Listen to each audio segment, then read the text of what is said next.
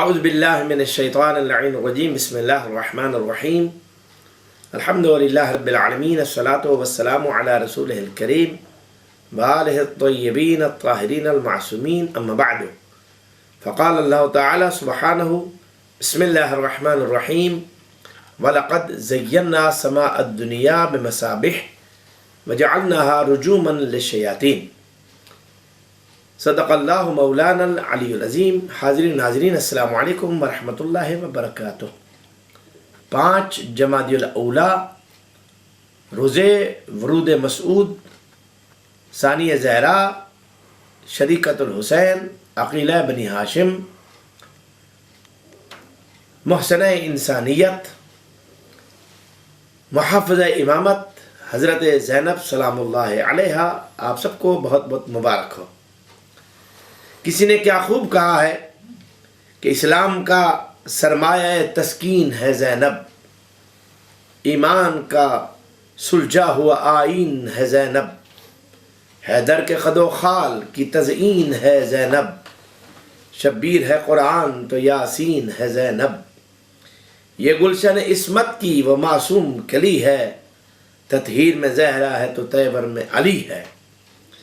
حاضرین ناظرین، جیسا کہ قرآن پاک میں سورہ ملک کی آیت نمبر 5 کی تلاوت کا شرف حاصل میں نے کیا، اس میں ارشاد ذات واجب ہو رہا ہے۔ اس آیت میں قرآن ایک دستور دے رہا ہے، وَلَقَدْ زَيَّنَّا سَمَاءَ الدُّنْيَا بِمَصَابِيحَ، کہ بے شک ہم نے آسمان دنیا کو زینت بخشی ستاروں سے، وَجَعَلْنَاهَا رُجُومًا لِلشَّيَاطِينِ، اور ہم نے انہی ستاروں کو جو آسمان دنیا کی زینت تھے، اگر آپ اس بات پر غور فرمائیں تو آسمان دنیا جس پر رات کو ہمیں ستارے چمکتے دمکتے دکھائی دیتے ہیں، اسے قرآن پاک میں آسمان دنیا کہا جایا۔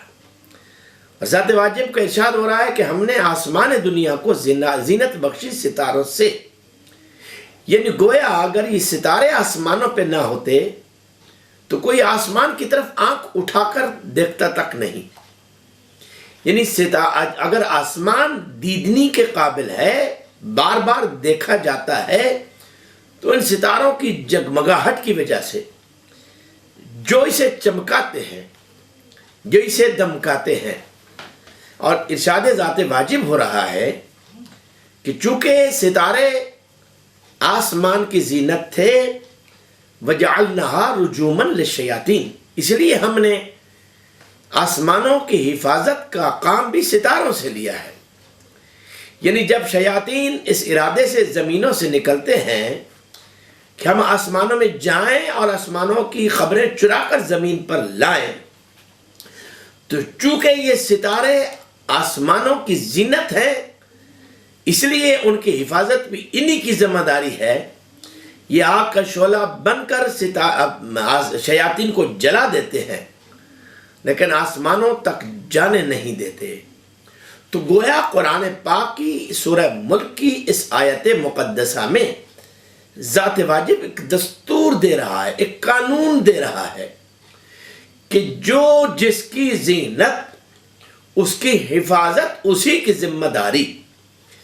چونکہ ستارے آسمان کی زینت ہیں، لذا آسمانوں کی حفاظت ستاروں کی ذمہ داری ہے۔ اگر اس قانون کو آپ نے غور سے سمجھ لیا تو پھر اگلی گفتگو انتہائی آسان ہو جائے گی۔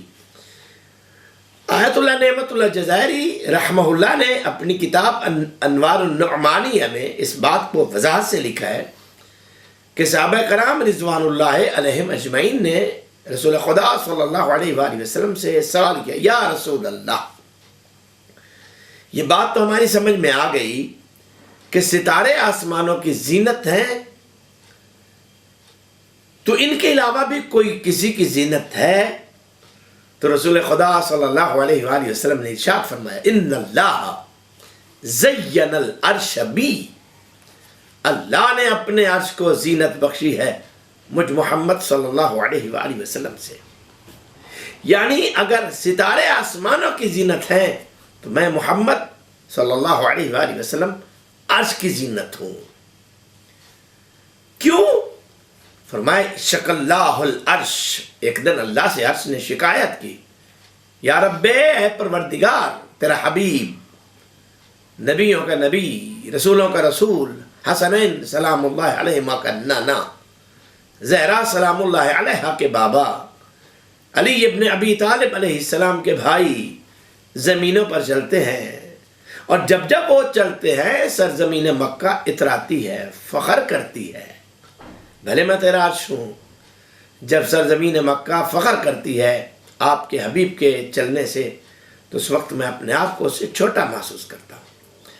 تو معصوم فرماتے ہیں کہ اللہ نے عرش کی شکایت کو دور کرنے کے لیے اپنے حبیب کو عرش پہ بلایا تھا۔ اللہ اکبر۔ اور یہی وجہ ہے کہ جب میرے نبی صلی اللہ علیہ وآلہ وسلم خود فرماتے ہیں کہ جب میں عرش کے قریب پہنچا تو مجھے موسیٰ علیہ السلام کا انجام یاد تھا۔ میں نے سوچا کہ وہ طور پہ گیا تھا تو خدا نے حکم دے دیا کہ نالین کو اتار دو، یہ تو عرش ہے۔ ہممت ان اخلا نعلی، میں خود سے جھکا کہ اپنی نالین کو اتار دو، تو عرش کانپنے لگا۔ آواز قدرت لا تخلا نعلیک، حبیب آپ موسیٰ تھوڑی ہیں، آپ نالین نہیں اتاریے۔ لیتشرف العرش بغبار تحت نعلیک، میری مشیت یہ ہے کہ اپنی نالین سمیت میں عرش پہ تشریف لائیے۔ لیتشرف العرش، انتہائی قابل غور جملہ ہے، تاکہ عرش مشرف ہو جائے۔ لیتشرف العرش من غبار تحت نعلیک، کہ جو آپ کی نالین مقدس کے نیچے مکہ کی مٹی کا غبار ہے وہ عرش کے نیچے لگ جائے تاکہ عرش کا شرف بڑھ جائے۔ اللہ اکبر۔ تو عزیزان گرامی، سیدہ زینب سلام اللہ علیہا کہ اسماء گرامی 60 سے لے کر 300 تک علماء نے لکھے ہیں اپنی کتابوں میں، اور بی بی کے القابات بھی اسی میں شامل ہیں۔ ایک نام ہے عقیلہ بنی ہاشم، عدیلۃ الحسین، شریکۃ الحسین، نائبۃ الزہرا، یہ بہت سے القابات ہیں بی بی سلام اللہ علیہ کے۔ عقیلہ یعنی زینب سلام اللہ علیہ کا کوئی عمل جذباتی نہیں ہوگا، کوئی فیصلہ نفس کے تابع نہیں ہوگا، بلکہ عقل کے تابع ہوگا۔ آپ کربلا کی تاریخ کا مطالعہ فرمائیے، جناب زینب سلام اللہ علیہ کے خطبات کا مطالعہ فرمائیے، تو جو جو گفتگو کی وہ عین عقل ہے۔ اللہ اکبر۔ اور دوسرا بی بی کا لقب ہے عدیلۃ الحسین، سید الشہداء حضرت امام حسین علیہ السلام کی برابری میں آنے والی، یعنی یہ معیار ماں کو ملا یا یہ معیار بیٹی کو ملا۔ ماں کا معیار کیا ہے؟ لولا علی لما کان لفاطمہ کفوا آدم ومن دونہ، اگر علی نہ ہوتے تو فاطمہ سلام اللہ علیہ کا کوئی برابری کرنے والا کفو نہیں تھا۔ آدم ومن دونہ، آدم سے لے کر عیسیٰ تک کوئی نہیں تھا۔ اور بیٹی کا بھی یہ معیار ہے کہ وہ عدیلۃ الحسین سلام اللہ علیہ۔ عزیزان گرامی، اللہ کی کائنات میں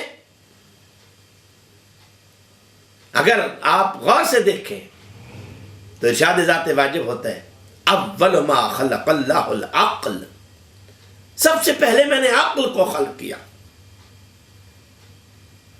اور جو خلق ہونے والا ہے جب اس سے پوچھا گیا تو اس نے فرمایا اول ما خلق اللہ نوری، سب سے پہلے اللہ نے مجھ محمد صلی اللہ علیہ وآلہ وسلم کے نور کو خلق کیا۔ گویا عقل کو اگر پیکر ملے تو ذات مصطفیٰ بنتا ہے، یعنی حقیقت عقل ہے ذات پیغمبر صلی اللہ علیہ وآلہ وسلم۔ اور اسے جب تقسیم کیا جاتا ہے تو کبھی علی میں، کبھی حسن میں، کبھی حسین میں، کبھی سیدہ میں، یہ سب عقل ہے، خود عقل کل ہے۔ تو عزیزان گرامی، بی بی کا اسم گرامی ہے زین اب، اللہ اکبر، باپ کی زینت۔ کیا مطلب؟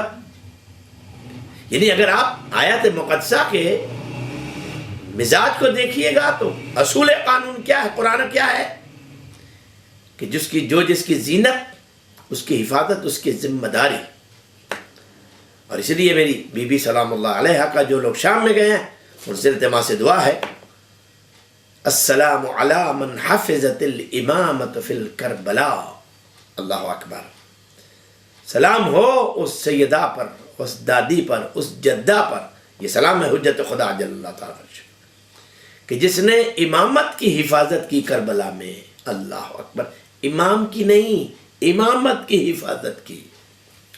اصول کافی میں جو شرائط امامت بتائی گئی ہیں اس میں ایک شرط امام یہ ہے کہ اللہ کی طرف سے مخلوق کے محافظ کو امام کہا جاتا ہے، یعنی جو مخلوق کی حفاظت کا ذمہ دار ہو اسے امام کہتے ہیں، اور جی امامت کی محافظہ ہو اسے زینب سلام اللہ علیہ کہا جاتا ہے۔ تو عزیزان گرامی، میری سیدہ زینب سلام اللہ علیہ کی جو تاریخ ہے، ورود مسعود ہے، میلاد مسعود ہے، اس کے بارے میں نجف میں، کربلا میں، شام میں جو تاریخ عمومی طور پر منائی جاتی ہے وہ 5 جمادی الاولیٰ کی ہے، اور پاک و ہند میں دوسری تاریخ جو منائی جاتی ہے عمومی طور پر وہ 1 شعبان المعظم کی ہے۔ میں یہاں پر اپنے ناظرین کو، سننے والوں کی خدمت میں التماس کروں گا کہ اگر 1 نہیں، 2 نہیں، 10 بھی تاریخیں ہوں تو ہمیں ہر تاریخ کو پورے انتظام کے ساتھ، پوری شان کے ساتھ منانے کی ضرورت ہے، چاہے وہ میلاد کی تاریخ ہو یا شہادت کی تاریخ ہو۔